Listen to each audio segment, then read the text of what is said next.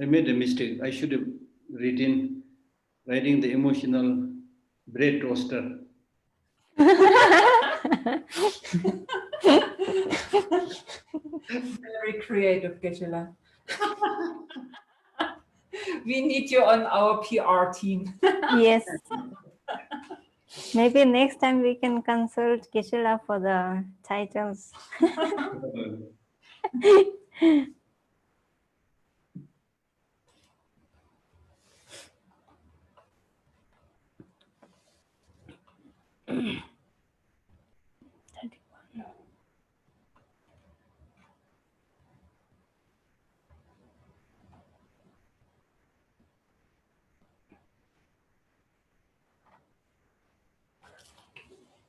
Okay.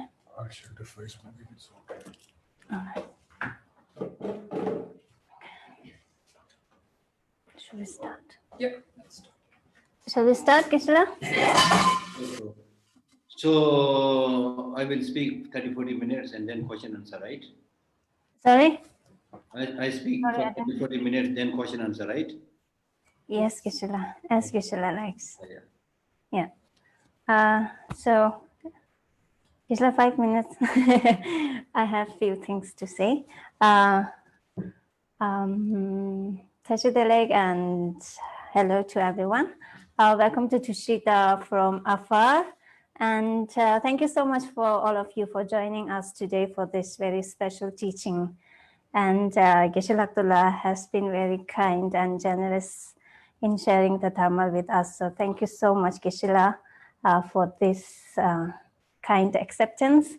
And if I introduce Geshe a bit, so Geshe has was the religious assistant and translator for His Holiness the Dalai Lama for about 16 years, and Geshe was appointed as the director of Tibetan Library and Library and Tibetan Works and Archives in 2005, and he's currently the director. And Geshe has been teaching Buddhist philosophy and related meditation for all over the world for so many years. And Tushita has been very lucky to have Geshe teaching for last several years. So thank you so much, Geshe, for the kind acceptance. And everyone, please welcome me to join me to welcome Geshe.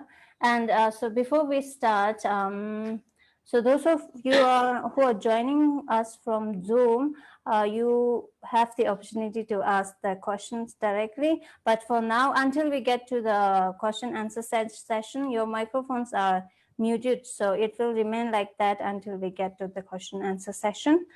And if you have question, either you can raise your hand, or there is a button for raise hand, so you can do that. Or if not, you can also type the questions and send to us, and we can take it forward to Geshe. And those who are joining us from Facebook, please write your question on the comment box, and then we can take it forward to Geshe through Zoom. Yeah, thank you so much. Welcome, Geshe.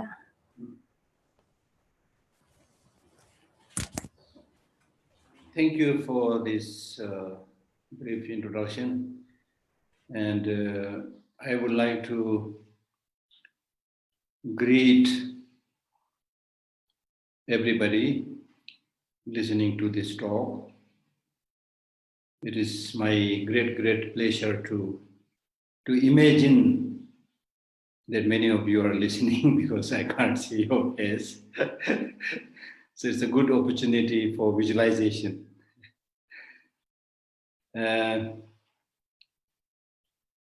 I chose this kind of little bit funny or interesting topic called riding the roller coaster of emotions. Sometimes it is fun, and also it is interesting to try to use a little bit new catchy topics. The content may be more or less same, but sometimes topics need to be a little bit attractive. So I use this word, riding the roller coaster of emotions. And this topic for me is also interesting in the sense because these emotional upheavals that keeps on upsurging in us all the time is really like riding a roller coaster or like skating, you know. I remember somebody saying that when you do the skating, then sometimes you go where you want to go, but sometimes that machine will take you where it wants to take, not where you want to go. So similar is the case with the roller coaster. When you ride the roller coaster, sometimes you may be able to go where you want to go, especially if you're trained. And if you're not trained, then it will take you where not only where it wants to go, but it will take you in dangerous places and to throw you down, you know. When I was young, I tried to ride bicycle. So when I'm not trained, with slight hesitation, I used to fail and get hurt. But gradually, when I learned how to ride, then even without paying much attention, I can, ride the bicycle very easily. So through this, we can understand that with emotions also, on the one hand, according to the science and many of the modern explanations, they say that emotion is something that comes with your physical aggregate. They don't talk much about the mind, but they talk about the physiological part. So depending upon the state of your body, different emotions come up. That is what they say. And people also go to the extent of saying that it is dependent upon what kind of gene you have inherited from your parents. But on a closer look, not only from the Buddhist viewpoint, but even from neurological point of view, these days it seems to be the general understanding that there may be a thing called mind, which plays a very important role in our life, especially in controlling or choosing the emotions that you want to have. And based on our own experience, if we think a little bit, I think we need to think a little bit. Based on my own small experience also, changing your mental perspective makes huge difference. So I now have started very strongly believing, not just the Buddhist teaching, but based on my own personal experience in relation to the Buddhist teaching, that I can now safely or very confidently say that large part of your emotions can be controlled or diverted or at least silenced for the time being, not to disturb you.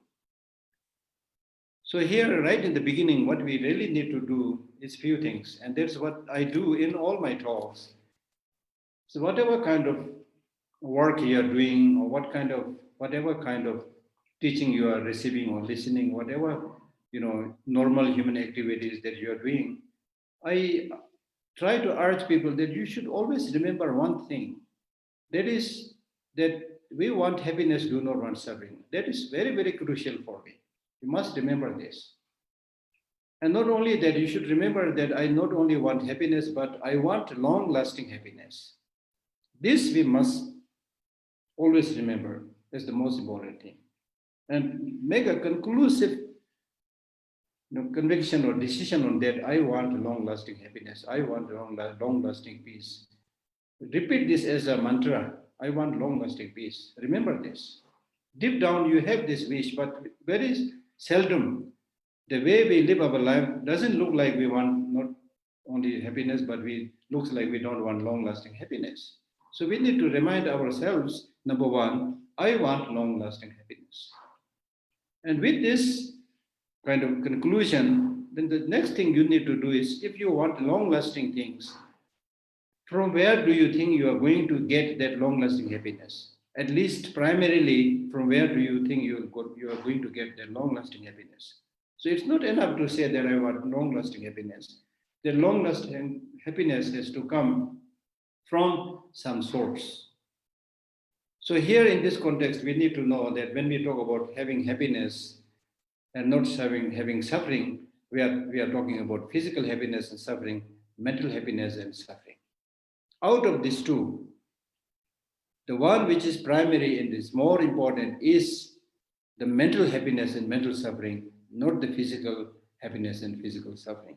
This also need to be, emphasized, because normally the way we live our life is as if the physical experience of happiness and suffering is more important than the mental experience of happiness and suffering. This is so because when we talk about the body, it is something that is visible. We can see. So we take a little bit care of it. I'm not saying we are good in that also, but at least we take some care of it. But when it comes to taking care of the mind, you're talking about something that is colorless, shapeless, non-physical. So we tend to ignore it. And it is not only in the case of the ordinary people, but even in the case of, the analysts, the scientists, for so many years, during the last 300 years or so, even in the Western philosophy and so forth, if you look carefully, and especially during the last 300 years or so, if you look at the trend of science, the emphasis is on material physical development. That is why physics is so important in science, right? So therefore, there is this almost like kind of advertisement of physicalism, scientific materialism, not true science, but the so-called true science is also dominated by scientific materialism, that everything can be, at the end of the day, can be reduced to physical body. So this thing called thinking and motivation and whatever, all this is nothing, but an act of brain. And apart from the brain, there is nothing called mind or things like that. So that is, of course, this is a very important subject we need to explore. But I think with this kind of, objectification, that what is true is only the objective reality, the physical reality, and not the mind. I think it's a dangerous philosophy, I must say. But when I say this, I'm not saying that we did not derive any benefit from science and technology, which is all there for everybody to see. But that development made by science and technology is nullified by the destructive weapons that we have created today.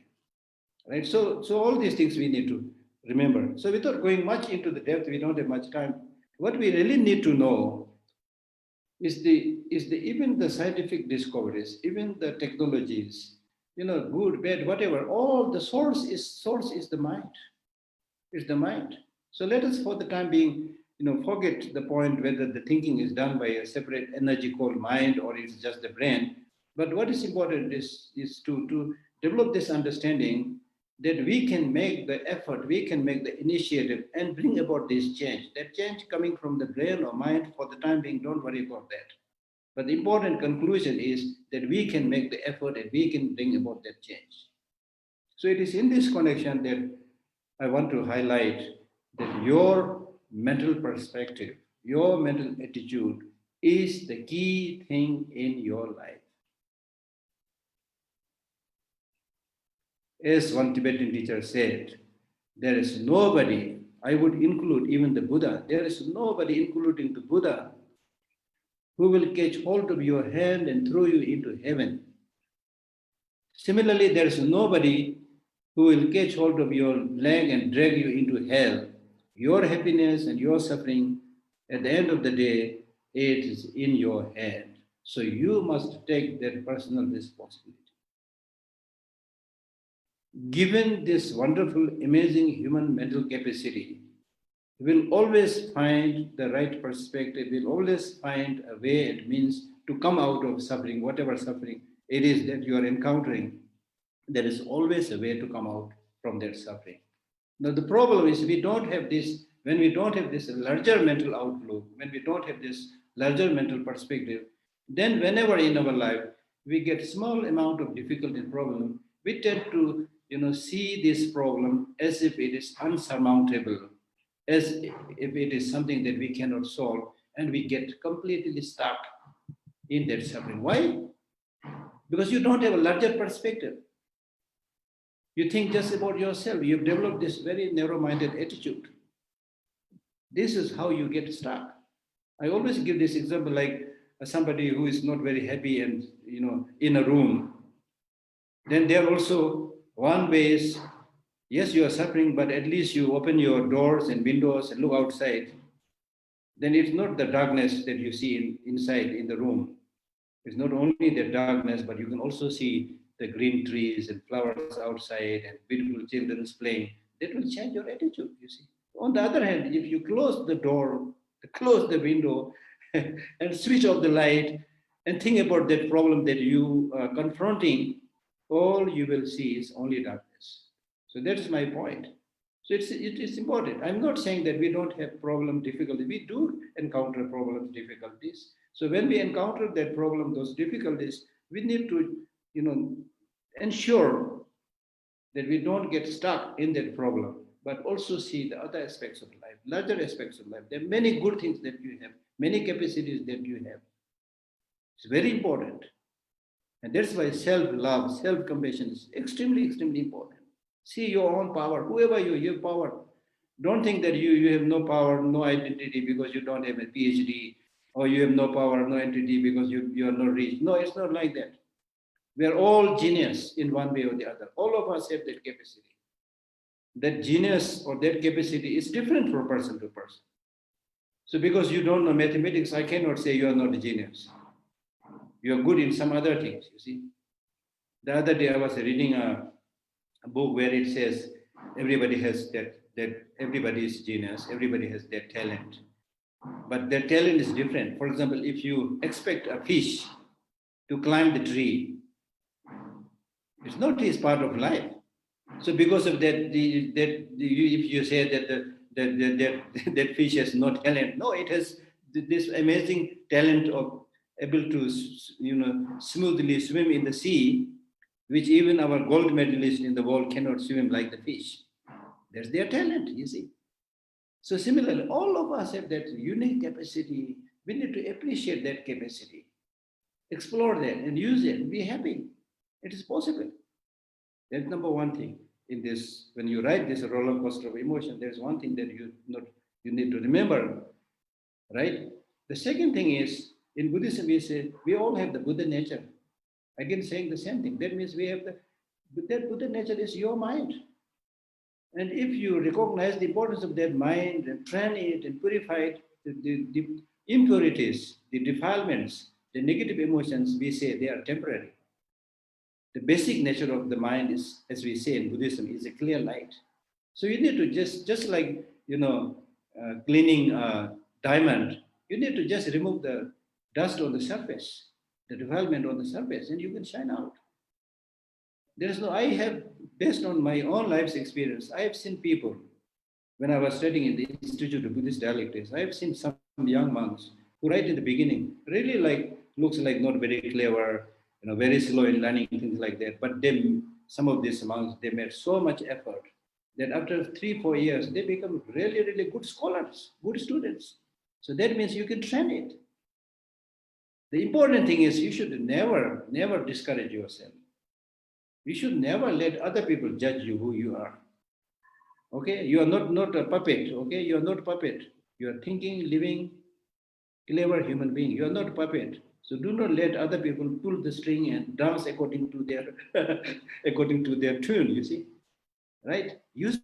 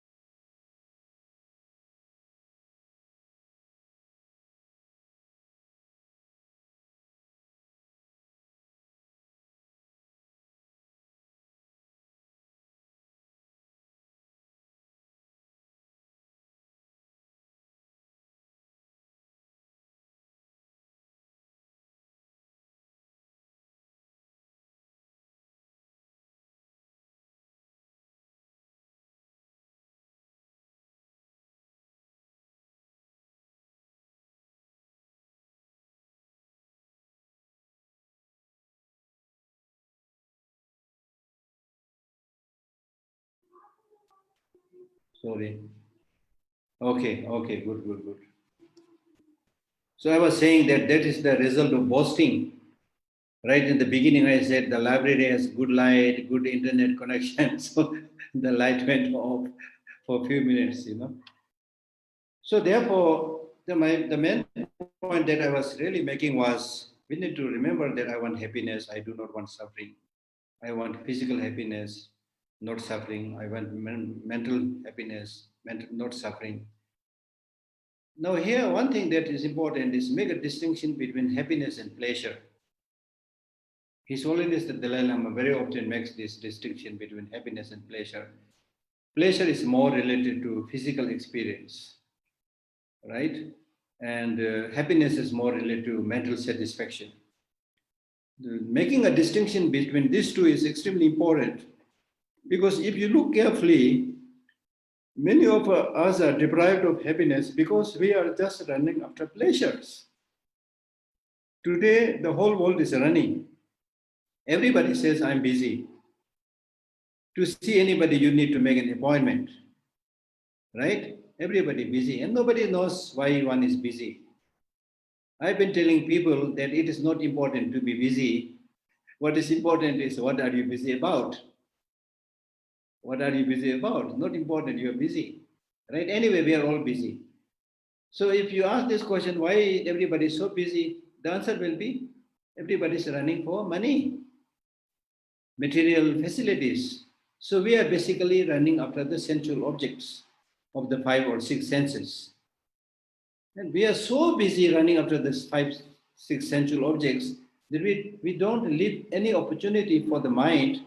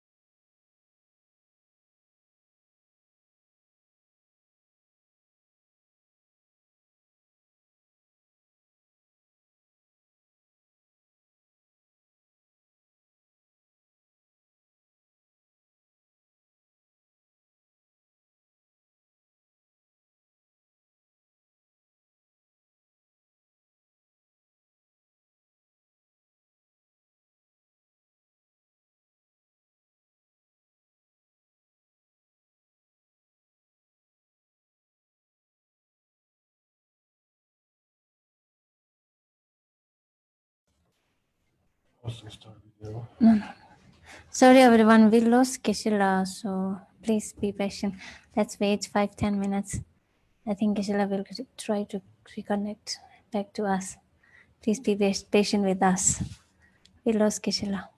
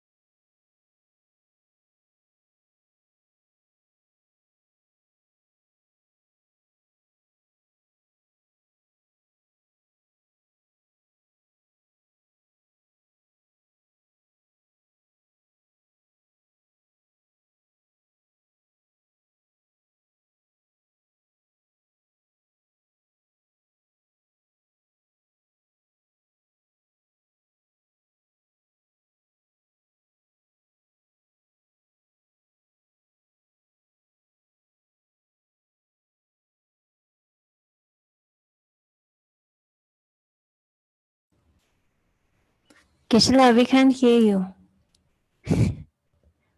Geshe-la?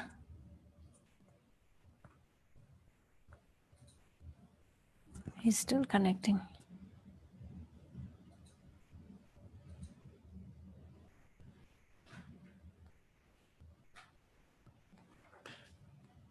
He has not connected audio, maybe. Geshe-la, we can't hear you.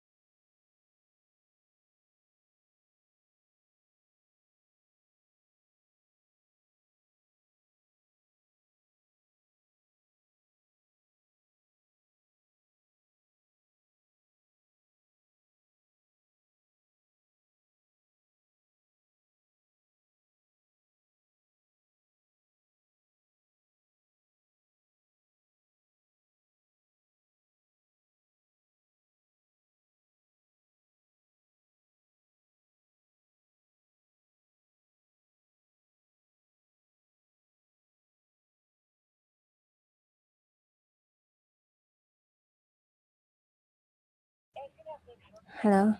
Geshe-la? Geshe-la, we can hear you. Should I start also with video? Maybe you will notice. Should I wave? Let me try this first.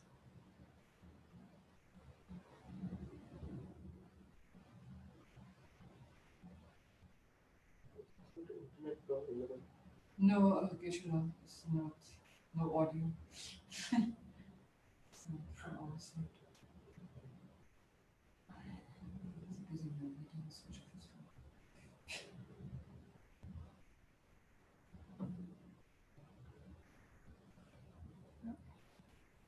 Can we do Yes, that? wave. Yeah. Speak loudly. Geshe-la? Geshe-la, we can hear you, Geshe-la.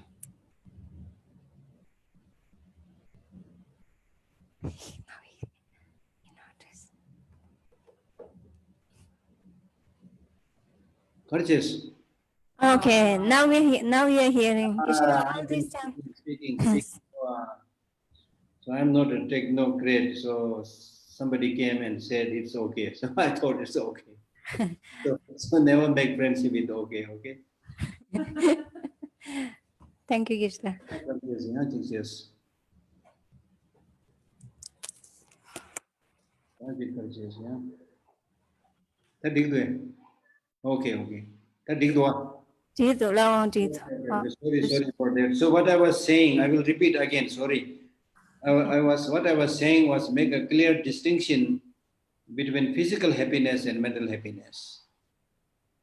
Okay, out of which the mental happiness is more important than physical happiness. Okay, and mental happiness is not mental pleasure. Ordinarily, we run after sensual objects, mostly after material pursuits, but we don't take much care about our mind. So in order to get real long-lasting happiness, we need to take care of our mind, which means changing your mental perspective. Now, changing your mental perspective does not just mean that you should be a Buddhist practitioner, but it means that you should develop or change your mental perspective in accordance with the reality, the way things are. Much of the suffering that we encounter in our life is because our mental outlook, our mental perspective is not in accordance with the reality.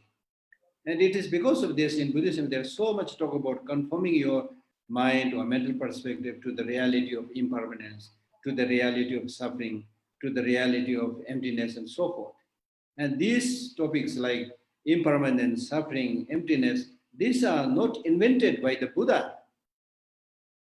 They are everlasting truth. They are everlasting, reality. That's there not only with the human beings, but that's there in the plants. That's there in the rocks. It's everywhere, right? It's everywhere. But we do not pay attention to this ultimate reality. For example, in our own case, we are impermanent, but we hardly pay attention to this, you know, uh, transient nature. Instead, we think that I'm going to live forever, right? And you see your enemy also concrete, not going to die forever, things like that. So it is because of this strong grasping to permanence that whenever you face some change, some problem in your life, you get frightened, you get shattered, because that is not how you think. So what is important is to, for example, when we talk about impermanence, I'm not going to talk about the subtle impermanence here, but at least I'm going to talk about change. Impermanence means change. Now, change means not necessarily bad, not necessarily good. There are good changes, bad changes also. Because things are impermanent, because things are changing, things are transient. Therefore, if you make an effort and cultivate the positive qualities, you can also become a Buddha. Because of impermanence, you get that flexibility. Contrarily, if you cultivate the causes and conditions for negative experiences and cultivate negative emotions, then the result will be awful. The result will be suffering. The result will be problems. So therefore, we need to then also change or impermanence something that's bound to come. Every minute, every second we are changing. Now, according to science, they say that this change is so much there in our body that in the span of 7 years, your body completely undergoes complete change. And it is because of that, there is a story about somebody, a criminal, who was caught and imprisoned, and he remained in the prison for 7 years. And after that, because he had heard about this scientific statement, after 7 years, he said, "Now I'm not that person who made that criminal activity. That person is gone. 7 years already gone. Now I'm a different person. Please let me go out of the prison." So something like that. So what I'm trying to say is, really, we need to be very careful. When you see that everything is in a flux, and in our whole system of the body and mind, everything is changing, then seize the opportunity to this basic nature of change for positive change. And that you can do. The way you eat, the way you do your exercise, the way you talk to your people, the way you develop emotions within yourself. All these are under your control, provided if you make that determination, make some effort. Effort, of course, you have to make an effort. Nothing will come unless you make some effort. Effort you have to make. Once you see the great many benefits of these positive emotions like loving kindness and compassion, then of course you will see that it's worthwhile to make that effort. And you will be able to see that benefit. We can take the example of like people like His Holiness Dalai Lama or Martin Luther King or Nelson Mandela. I few days back I read this very short story with regarding this Nelson Mandela when he became the president of South Africa, and one day he asked his friends, "Okay, let us go and eat in the restaurant." So there were a number of friends joined him. They were eating in the restaurant. So there was some other fellow who was sitting somewhere in the corner, not with them. So Nelson Mandela immediately recognized this person and sent somebody to bring that person and let him sit with him and eat. But this person he came because it's now the president who is asking him to come. But he was like shivering, he was shivering. He could not eat properly. And then somebody said, "Oh, this fellow must be very, very sick." But Nelson Mandela later on said, no, he's not sick. He was in charge of the prison where I was imprisoned. and he treated me very, very, very badly, very negatively. So I recognized him. Said, now that I'm president, he must be thinking that I will revenge him. But he said, revenging is not my style. See, revenging is not my style. Amazing, you see. So like that, we should, in the modern days, we talk so much about fashion and style and, things like that, brand and things like that. Let us make compassion a brand. Let us adopt bodhicitta as our new style. So let us use all these, beautiful names that we use in the, business of selling and buying things. And in fact, these are greatest kind of brand: compassion, loving kindness, bodhicitta, wisdom, understanding the reality, living in harmony. Let us promote this. Let us adopt these positive emotions in our life and become stylish, right? So that's really, really important. And here we are not necessarily talking about religion. If you want, of course, it is up to you. You follow Buddhism, it's wonderful, it's up to you. But what His Holiness is promoting these days is secular ethics. Secular ethics, meaning that, yes, there are great many things that you can get from religion, but religion is not practiced by everybody. It's not applicable everybody. There are many who doesn't believe in religion because of many bad things happened in the name of religion. And there are many people who are anti-religion, who are against religion. But that all these people, believer, non-believer, even those who are against religion, we all need loving kindness. We all need harmonious society. So these basic spiritual qualities like loving kindness, compassion, wisdom, understanding the way things are. I'm not using the word emptiness now. Wisdom, understanding the way things are. These are important for everybody. And especially like if you want that long-lasting happiness, I'm not talking about right now, removing the negative image and things like that is well understood. But even in our ordinary, community and society, if we want happiness, we need to live harmoniously. Your body also, if the elements in your body are not in harmony, you'll get sick.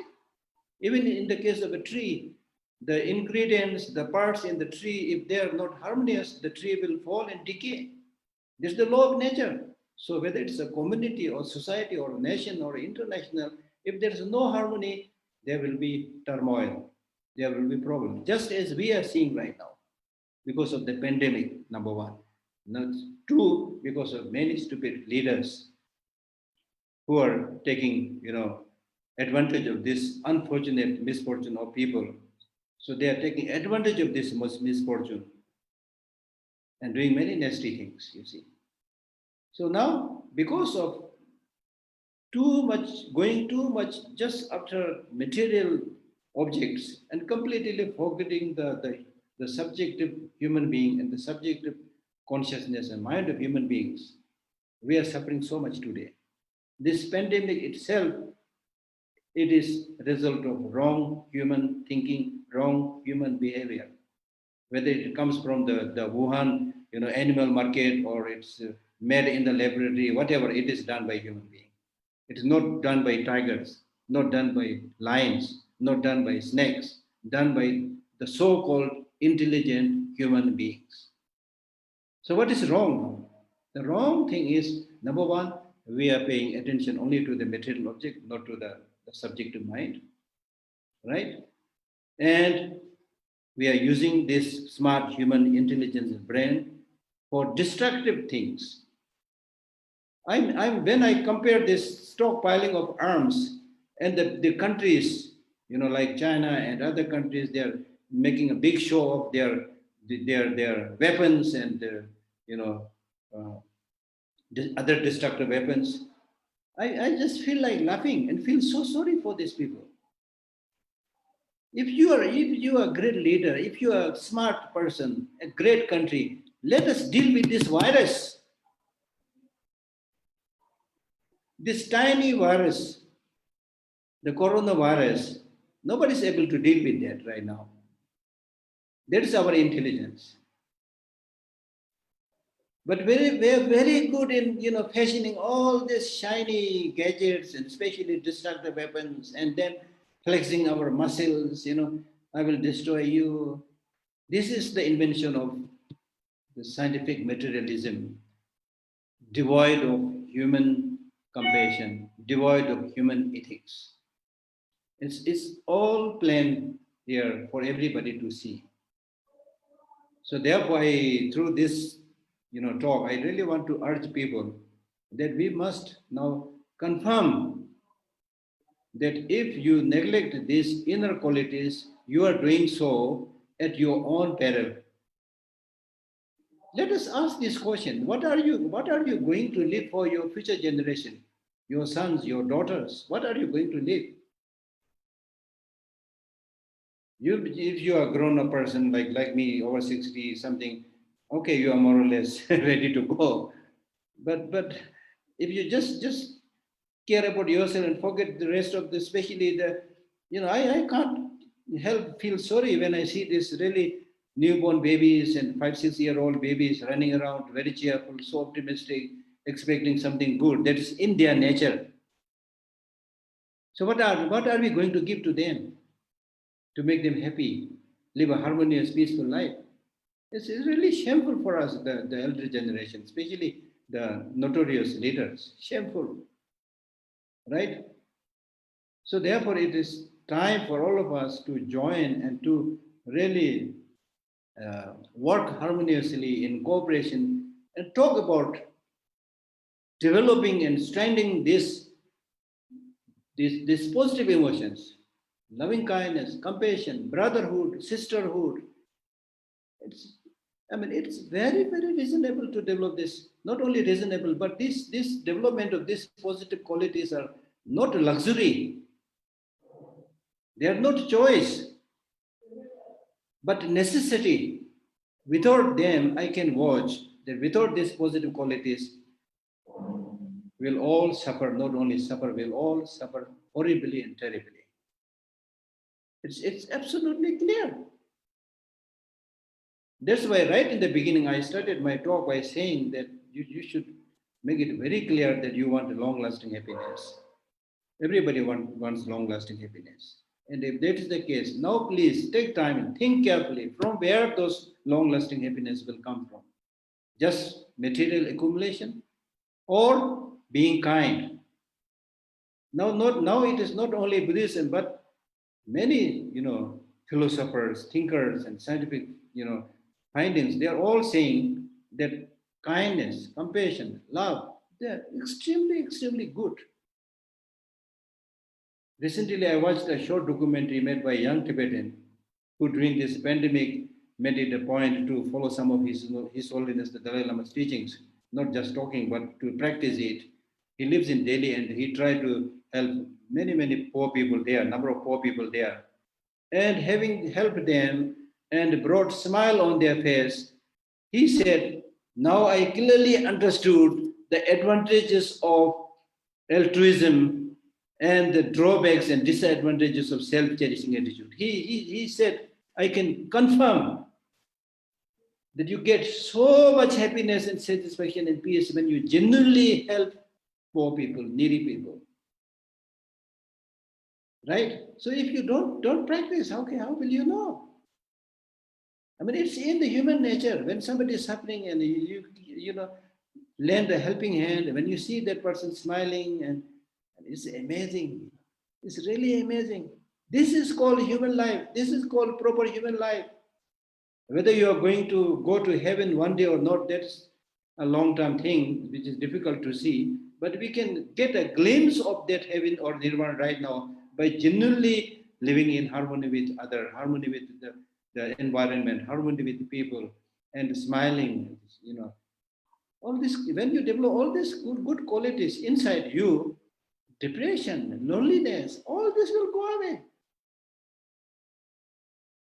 I live alone. I don't suffer from loneliness. So it's not the physical distancing or remaining alone, but it is the mental distancing when you don't care about other people. Now in big cities, in one big city, there may be like millions of people living, But still there are a number of people who are suffering from loneliness, suffering from depression. So all this clearly show that unless you develop this caring attitude, unless you develop kindness, compassion, things like that, we are going to suffer terribly. So what is the needed, the rare commodity that is not available in the market, but which you can cultivate without paying anything, is these positive qualities, compassion, loving kindness, and so forth. And if you genuinely develop this, your life will be, doesn't matter how long you live. The important thing is, so long as you live, every day you will be filled with peace, you will be filled with happiness. And because of your radiation of that happiness and peace, people surrounding you, living around you, they will also get that vibration. They will also be happy. That is called life. That's called life. And if you are unable to live that life of, benefiting others, altruism, there's nothing amazing. Even if you are like, if you have houses and houses of money, what are you going to do with this piece of paper? Are you going to eat them or what? And just for the sake of name, you do all these stupid, destructive things. And it is because of this, having no care, no love, then the amount of destruction that we are doing to the environment is also unthinkable now. And gradually, I'm afraid, I'm really scared that we'll reach a stage where the environment will be in an irreparable situation. And then that will be much more destructive than the virus, the pandemic that we are experiencing today. At least for the pandemic, we are trying to find a vaccine, or at least there are some, use the plasma or some kind of medicine. Many people get recovered, right? But imagine, because of your carelessness, because of your greed, there is, as Mahatma Gandhi said, there is enough for everybody's need, but not enough for everybody's greed.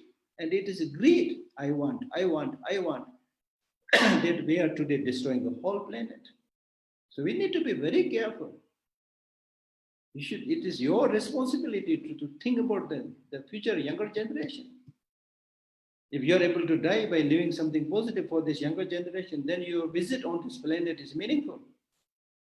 Otherwise, it's wastage, you see, right? So therefore, I think I already spent a lot of time because of the interruption from the light and so forth. But I basically said what I wanted to say, right? So to conclude, what I'm saying is, strengthen the positive emotions. Meditate on that. Make it part of your life. Reduce. Negative emotions will not go away at one go.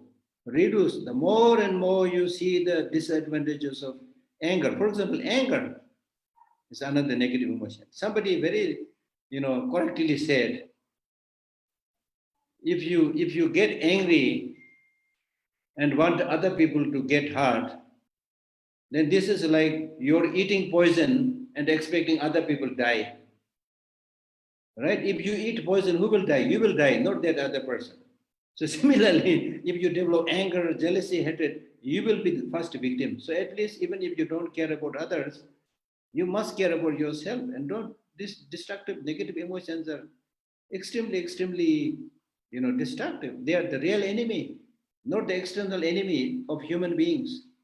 External enemies, however destructive they are coming from outside. You can run away from them. You can plead them. Okay, you can follow whatever they say. They might spare your life. But these negative emotions, they are inside you. They are much more, for long duration, they are much more destructive than the COVID-19 virus, which we call it pandemic. These negative emotions are the real pandemic. I can't count how many people have been died because of negative emotions, because of hatred. How many people are killed through hatred, through jealousy, through segregation, racial discrimination. How many? Millions during the world wars. Because of, they are not killed by the weapons themselves. Weapons are thrown by human beings. Human beings throw these destructive weapons because of destructive emotions within ourselves. So I want to urge everybody, let us become real human being. Meaning that you use your wonderful intelligence in the right direction for constructive purposes, not for destructive purposes. And if you do that, whether you call yourselves a Buddhist or a Christian or not, it doesn't really differ. You are a good human being. You are making your life meaningful. You are amazing. You are a good religious practitioner. You don't have to use the name.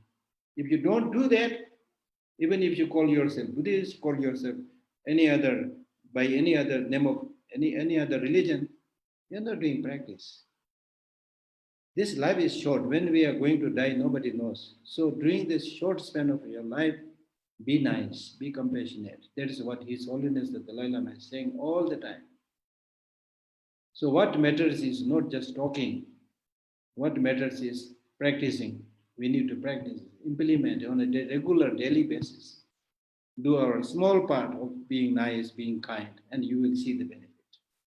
Thank you. Thank you very much. So some questions? Okay, thank you, Geshe-la. So there is a question from Fred.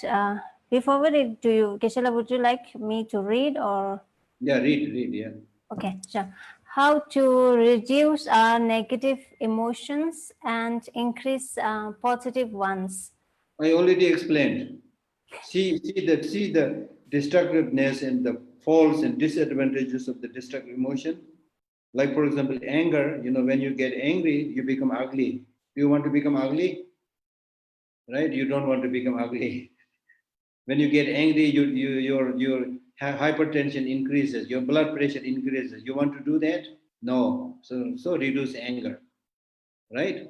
And when you develop compassion, there will be a smile on your face. You want smile on your face? Yes. Therefore, develop compassion. You want many more friends? Yes. Then you develop compassion. You will get many more friends. It's clear. It's very clear. So by seeing the advantages and disadvantages, you should practice it. Okay. Geshe-la, then we have Sonali who has a question. So Sonali, we will unmute you. Sonali, please ask the question. I have a question that sometimes when we deal with loving kindness with someone in our environment, but what if that person, starts taking us for granted or undue advantage of that loving kindness? Yes. So where do you draw the border? And even drawing the border is hurting for us sometimes. So Now how here, to handle? yeah, so here what is important is in Buddhism we talk about the need to developing both the head and the heart. Not just compassion and loving kindness, but also wisdom, understanding the reality. Okay. So that means like you use your brain when to help, when not to help. Helping does not mean that you go everywhere when people are not like expecting or accepting, still you force yourself. It's not like that. You should know when to say yes, when to say no. And also, it's very important. This question is important because many people think compassion is almost like, sign of weakness. That when you do that, people take advantage of you. But you need to understand the real compassion must be developed based on understanding the reality, right? And once you are able to see the reality, then as I said, you will be able to, make decision properly so that you don't become a victim of other people taking advantage of you. But that's why right in the beginning I said you should love yourself, you should take care of yourself. Just as you need to take care of others, you need to take care of yourself. So therefore, compassion must be seen as a sign of strength. With knowledge, with wisdom, when people are trying to take advantage of you, you have every right uh, to reject and to react against it. That's why in Buddhism it is said, hate the sin and not the sinner. I think it is said in other religions also. In Buddhism, very clearly said, hate the sin and not the sinner. Give the person opportunity to become better, but his wrongdoing must be challenged. Don't just let that person take advantage of you sitting there saying that I'm practicing loving kindness and compassion and so forth. So therefore, you have every right to be strong and to say no and to defend yourself when people try to take advantage of you. Okay? We have, okay. Thank you, Geshe-la. Then we have second question from Roni. Roni, can you ask your question, please? You are unmuted. Yes. Hello, Geshe-la. I have a question. You said a little bit earlier, you said you asked the question, what are we going to leave to the next generation? Exactly. And I am in this point in my life with my partner where we are thinking whether or not we should have children or we want to have Yes. children. Yes. It even makes sense to have children, knowing that there is this amount of greed and destruction and wrong leaders in this world. So we are a little bit lost, and I would be curious to have your honest opinion about what you think about bringing another human being in this world, in these circumstances. Yeah. So generally, human life is called precious human life, right? But not necessarily everybody's life precious human life, because if you use your human intelligence in a wrong, destructive way, then probably that is not precious human life. That is destructive human life, right? So if you bring another human being to whom you give that education of using the brain for compassion, for love, for helping others, we need such kind of human being. So that is fine, right? And of course, then generally, whether you can have child or not is your decision. I can't say anything on that. But I'm in general terms, I'm saying that whether it is your children or it is some other children, for every younger generation, we really need to make a concerted effort to give them proper perspective in our life, to be a holistic human being with love, with compassion, with knowledge, with wisdom and things like that. Is extremely important. And that kind of human beings we need not only for the goodness of everybody, but that person himself or herself should be able to lead a happy life. That's our goal, right? So whoever is there in today's world, they should be able to live a happy, life. And unfortunately, people, because of ignorance, because of short-sightedness, people forget. They just run for short-term benefit and forget the long-term benefit. Then in the end, everybody suffers. So that's the problem. So we need proper kind of upbringing with proper education. Yeah. Okay. Okay, Geshe-la. Then we have a question from someone who is watching from Facebook, someone called Angchuk Basu.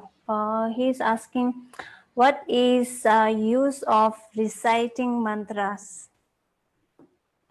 It's almost like asking what is use of talking. What is use of talking? Now, when we do talking, when we chat and talk to other people, we can do it positively or we can do it negatively also. Not all talkings are good, but many talkings, if it is constructive, compassionate, it's good. So similarly, when we recite the mantra, there are many advantages. One is you don't recite mantra without thinking. At least you have this thinking that this is good, this is holy. So you already, your mind is attuned for positive things. Your mind already becoming calm and peaceful. So that is number one benefit. Number two, we believe that these mantras are really like mathematical formulas which can solve many other mysteries, right? For example, if I say Om Mani Padme Hum, right? This is only 6 syllable, 6 syllable. But this 6 syllable contains the meaning of all the teachings of the Buddha. That means this mantra Om Mani Padme Hum means, may I become Buddha through the use of compassion, wisdom. So that is the crux of all the teachings of the Buddha. So therefore, yes, your question is right in the sense that if possible, you should recite the mantra by knowing the meaning. That's important. But otherwise also, if you have a positive attitude, it will be very beneficial. And let me tell you a story here. There used to be a very story of an old woman who used to recite this prayer of white umbrella deity. But she was illiterate, so her pronunciation is, not correct. But she had very strong faith, and it said that every time she recited that, prayer of white umbrella deity, the white umbrella deity, Bukar we call it, used to appear every time she recited it, used to appear in front of her. Then one day a scholar came and listened to her recitation, and he said, it's good that you have this faith and reciting, but all your pronunciations are wrong. So then the old woman said, yes, I know it's wrong. Can you please teach me? So he taught how to pronounce it, but she did become very good in that pronunciation. So every time she recited the prayer, she was doing it haltingly, make sure that the pronunciation is correct. So with hesitation and haltingly, she was doing the prayer, and then the white umbrella deity did not appear. So much is also dependent on the faith. So faith and proper knowledge must come together. Okay. Okay, Geshe-la. Then we have another question from Dr. Marimathu. She or he is asking, what is the meaning of emptiness? I remember you were saying something on this, like empty of independent existence. Absolutely. If possible, could you please explain it a bit more on this? Thank you. You have correctly understood. Emptiness means empty of independent existence. Emptiness is not nothingness. Emptiness is fullness. On other occasions, I've explained it with the example of zero, cipher in mathematics. Zero looks like if you say I have zero money, it means you have no money. But in mathematics, zero is not equal to nothing. Zero is foundation of all other mathematical calculations.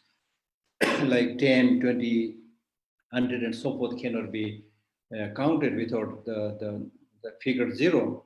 So similarly, emptiness means empty of independent existence. Now here, what you need to understand is one basic thing, that is things exist, right? You are existing, you are asking this question, I'm existing, I'm explaining, so we exist. Now when things exist, they have only two possible ways of existence.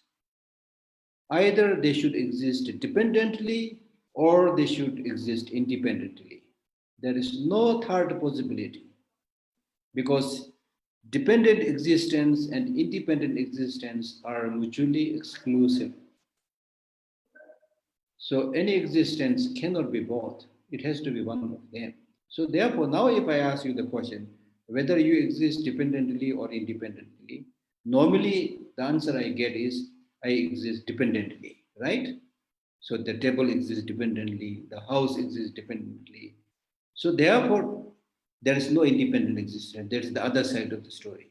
So therefore, emptiness means empty of independent existence, because things exist dependently and there is no independent existence.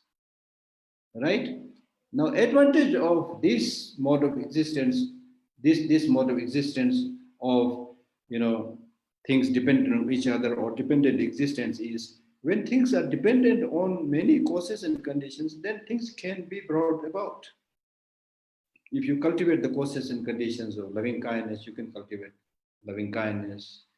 If you cultivate the causes and conditions for wisdom, you can cultivate wisdom. So it is because of this interdependent origination, things become feasible. Okay? So that's the meaning.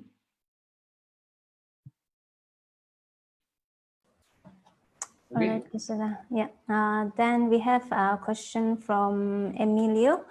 What do you advise that is the best action when you realize that your mind is in a negative spiral and it feels hopeless, very difficult to come out? No. So as I said in the beginning, that we all encounter one or the other problem, or on few occasions we also get a little bit of anxiety, a little bit of worry, a little bit of depression, things like that. We all get this. But you need to understand one thing. For example, if you are getting depression, then you need to separate yourself from the depression. Okay, you are not depression. You are a human being. Okay, and then many a times the so-called depression and so anxiety, so forth, are very much dependent upon your own mental outlook. It is your mental projection most of the time, right? Most of the time, I'm saying sometimes yes, you have certain difficulty, but then when you see that difficulty as if it is unsurmountable, that it is going to stay forever, that's your mental exaggeration, it's your mental projection. So therefore, on such occasions, the temporary solution is don't just sit there thinking that I am the most stupid person, helpless person, suffering person, there's nothing I can do. Instead of sitting there and thinking just about this, do many other things. Do a beautiful painting, go for a walk into the forest, play with people, do some singing, dancing, music, there's somebody wrote an article called issue in the tissue. That means many of these issues like depression and other things are also related to your physical makeup. Sometimes when you don't do physical exercise, you get tense and depressed, and then you develop other problems also. So you go out, walk, and then also take rest, go for a good sleep, eat nice food. Things change. Don't just get bogged down on one thing. Okay, there are so many cases of people who recovered. Like I read the story of somebody during the Spanish pandemic, where so many people died, much more than the death that we have experienced right now. And then there's the story of somebody who lost all his family in the pandemic, 5, 6 of them. And then he was at such a state that he thought that now nothing is left, I will commit suicide. But interestingly, he goes out for a walk in the forest or nearby garden. Then he was amazed to see that the trees were there like before. The flowers are blossoming like before. The birds are chirping like before. So hardly anything has changed in that sense, you see. So you're able to see this bigger picture, the bigger nature, which is still attractive, beautiful, wonderful. And then, of course, as I said, you can also see many people jumping, dancing, singing, things like that, So there are so many good things. So focus more on good things. It will change. And I have personally known people who are at the verge of committing suicide, and just by giving them some direction of living, they were able to change their life. I have living examples of those people. So it is important to change your perspective, because think more about positive things. Appreciate more of your capacity. Don't just count the missing part and the drawbacks, and then you will only discourage yourself. You don't have to be Bill Gates to be happy, or don't have to be Buddha to be happy. Okay, we all have this capacity to do many good things. Do that, and then you will be able to handle the problem. I'm not saying it is easy, but there are many stories of people who came out of depression, who came out of anxiety. So many stories are there. So you only have to make attempts, and things will go away. Okay. Okay, Gisela, there's a question from Facebook, Eva. It's very hard to control my negative emotions, especially fear. Please advise. Thank you. So,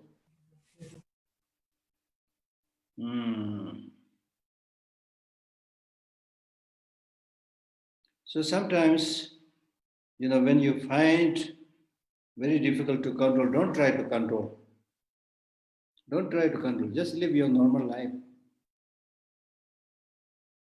Because if you try to control, you will not be able to control it. What you need to do is not controlling, but what you need to do is choosing. Choose the good part, the good compassionate or other positive qualities, and reduce or lessen the negative emotion. It's not just sitting there and thinking, I will control anger. No, it's not like that.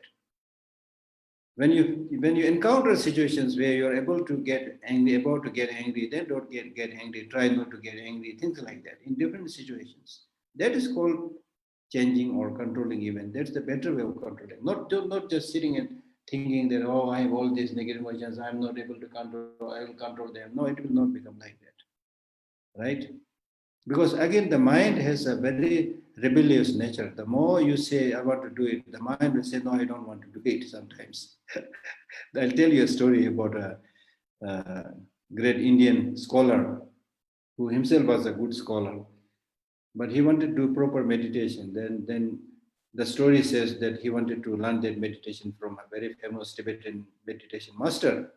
So he asked many people who is the greatest master, and then finally he found the name of that Tibetan meditation master.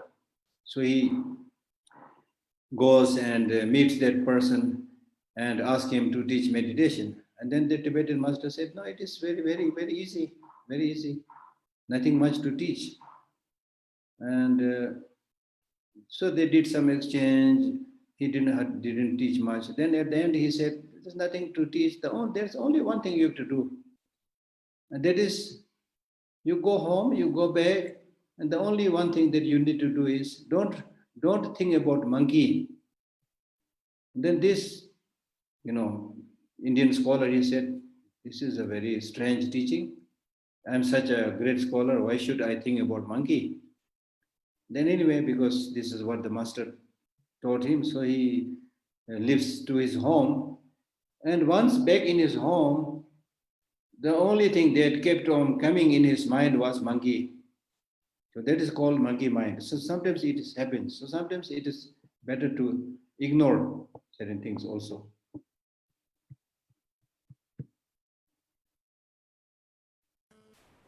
Okay, then we have Simata Tenzin. So Simata Tenzin, we will unmute you. You can ask your question. Tashidele Geshala, I had a question on, so emotions arise very instantaneously and spontaneously, right? So how do we, at that time, how do we control that spontaneous arising and not get carried away or cling to an emotion? No, emotions, as I said, one thing is you don't have to control emotion. There are positive emotions and negative emotions. Positive emotions also many a times arise, instantaneously. So wonderful, good.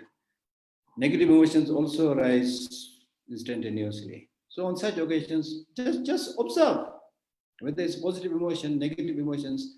There's this thing called emotional awareness and emotional intelligence. And then, cognitive reappraisal, cognitive appraisal. That means just observe what kind of emotions are arising. In Dzogchen, Tibetan, Dzogchen practice, there's this whole practice of just watching things. The many things come in your mind, because the mind, ordinary mind, has this tendency to run after objects, right? And when we let our mind run after the object, that's what we normally do, then we get tired. How much running you can do? So the Dzogchen practice, what they do is they distance themselves from, chasing the object and simply watch the different emotions, different mental attitudes coming and going, just like waves on the ocean, they'll come and disappear into the ocean itself. So similarly, many of these negative emotions, probably the milder ones, if you just observe, without taking it too seriously, they will come away and they will vanish, right? But if some of these negative emotions has a very much stronger hold on you, then you should, as I said, think about the destructiveness, the disadvantages, and why these negative emotions arising.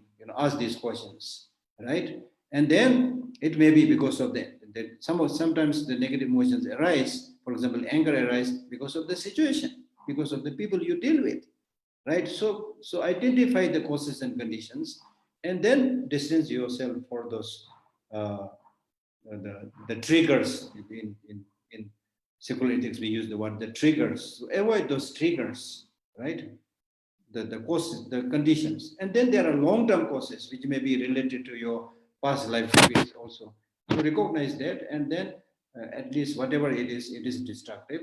So try not to let yourself influenced by those destructive emotions like anger again and again.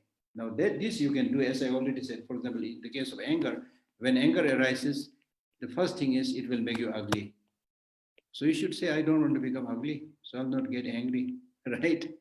And then your blood pressure increases, right? So many, like then your friends don't want to talk to you. Anger and hatred, their job is to destroy. Anger and hatred. They are compared to fire, conflagration of fire. The job of fire is to burn and destroy.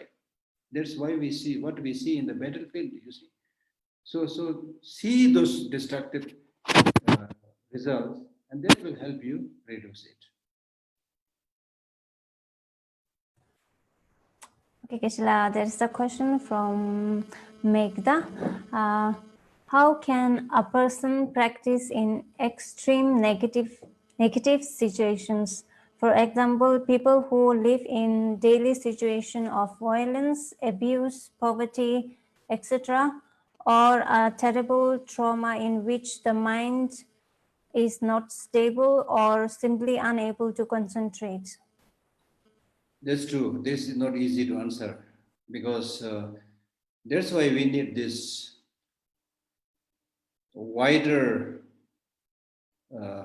ways of giving proper education, so that there is a wider, implication or wider effect of these positive emotions. You're absolutely. This question is very difficult to answer because for people who have a little bit of means, who are educated, then of course you can listen to these talks and teachings, and at least their day-to-day material facilities are concerned. They have all these things. So it's easy to talk about those things, right? But people who are like bullied, who are tortured, who have nobody to look after, you see. So those of us who have the capacity, as I said, those who have the capacity, we should at least go to these people and extend our help a little bit. But that is not easy because the extent of people suffering is so much, millions and millions and billions of people, refugees and others, Just if you just go to a big city like Delhi, you will see so many people are living in abject poverty. It's something that you cannot solve so easily unless the bigger the groups or the government, they come up with a bigger plan. Even the government, it's not easy to help them, but at least they have a bigger capacity to do that, right? So what is really needed is society as a whole. That is what his holiness has always been saying. The society as a whole becomes, if people as a whole becomes compassionate, then there will be no problem because everybody will be looking after each other, right? Right now we don't have that, the mover and shaker, the real compassion and love in the mind of the people who have the power, right? So therefore, poor people remain poor all the time, and rich people becoming richer and richer, unfortunately. So through this kind of discussion and online talks and teachings, what we are really trying to do is, number one, for one's own benefit, you try to develop all these positive emotions. And then the ultimate goal is not just yourself, especially if you are practicing Mahayana Buddhism, then the benefit, that should go to all other people. But that also not easy because you are not enlightened Buddha, you are not even Bill Gates, you don't have much money. But even there are many things you can do. Many things. If somebody is hungry, you can give a lunch or give a dinner. That you can do very easily. There may be many extra things lying in your house, many pairs of shoes. I know many people have many pairs of shoes that they didn't use for a long, long time, but still because of stinginess, we are unable to give that to other people. So there are many things you can start giving to those things. So as I always say, think globally, act locally. That means develop bodhicitta for benefit of not only human beings but all sentient beings. But when it comes to implementation, you can't help everybody right away. So act locally. That means even if it is just a kind smile, right? Even kind smile makes such a huge difference. For example, in the library right now, we have workers who construct a building, among them like women and so many things who lift stones and other things, they work the whole day, whereas we are sitting comfortably in nice rooms, things like that. We feel a little bit uncomfortable, but at least what we do is, talk to them like, like the rest of the library staffs, make a joke and give some small things here and there, maybe a sweet or maybe a cup of tea. Even that makes a huge difference. That's my personal experience. So we should, uh, as I always say, if you're thirsty, you need to drink water, but not the whole ocean. So we do our best. Do our best. All right, good, Geshe-la. There is a question from Shiba. What do you have to say about mental illnesses? Is there a Buddhist way out of it? Mental illness depends what kind of mental illness. Because if you are talking in terms of negative emotions, we are all have this illness, unfortunately. Okay? Because it is because of this mental illness, people are killing each other, waging war, because constructing all these destructive weapons. I would say this is due to mental illness. So there's another level of illness. Then of course, people who are really, really mentally ill and hospitalized and in a mental asylum, then of course probably genuine care, less disturbance. People genuinely take care. I think gradually they will be healed, but depends on how strong their mental illness is. I have experience of this, visiting this mental asylum in Amritsar. Where one Tibetan young boy, he got mentally disturbed, and then we took him to that hospital. So then, depending upon the level of that mental illness, there are many medical treatments. One mental treatment they give us, giving the electric shock. So that also helps. In a few days you get healed. So it depends. There are so many different things. And then there are many who have been like mentally ill for so many years and very, very difficult to heal. But I think if we are able to create an atmosphere of love, of compassion, of care, I think things will change. Plus needed medical treatment. All right, thank you, Geshe-la. I think this is the last question for today. It's question from Prathanaya. He has two questions. I think the second one is the follow-up, I think. I understand all the theory part intellectually, but it's difficult to put into practice. And the second question is, how can I be consistent? So the more you're able to, practice is not easy. You're absolutely right. Even I'm talking, practice is, I know it is practice is not easy. Very, very often, very easily we slip into many things and unable to practice. But that doesn't mean that your understanding and knowledge is of no benefit. It's knowledge, it's understanding that will, on and off ask you to do this practice, that practice. So that really helps you. But what you need is more determination. Start doing some implementation and practice. Start doing that. Make a commit. Just like we with money we make budget. So similarly, make a spiritual budget. That in this day I will do this practice, that practice. This month I'll do this practice, that practice. So that practice doesn't mean that you just read scriptures and do meditation. That is also a practice. But during the after session practices, meditative session and post meditative session.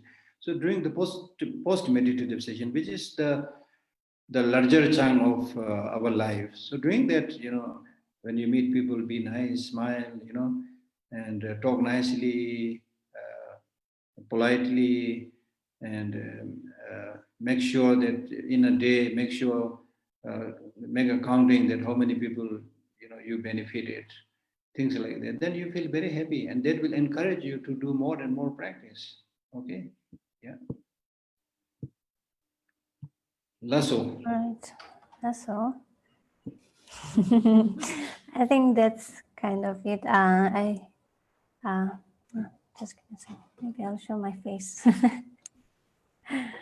All right. Thank you so much, Geshe-la.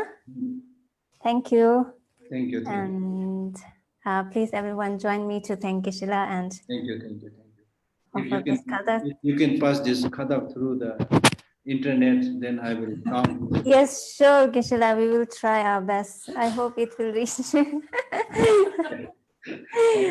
Okay. Okay. Thank you so much, everyone, for joining us. And so after this at 5 o'clock, we have a review session for His Holiness teaching. Zoom link will not be the same, but it's there on our website and also on Facebook page. Please find that out. And we start at 5 in half an hour. And just last Sunday, we launched a series of courses for the rest of the year. So please find out more details on our website, www.tushita.info. And there are so many exciting courses coming up. I hope all of you will join, and and also I would like to request and encourage you all to help us to spread the word around. In one way, it's like to make spread the dharma as far as possible, and the second way it also helps to Shita to survive the ongoing lockdown and the pandemic. Yeah, thank you so much for everyone joining today, and Geshe, thank you so much for the Thank great you. teaching. Bye. Take care. Take care. Thank you, everyone. Bye bye. Bye.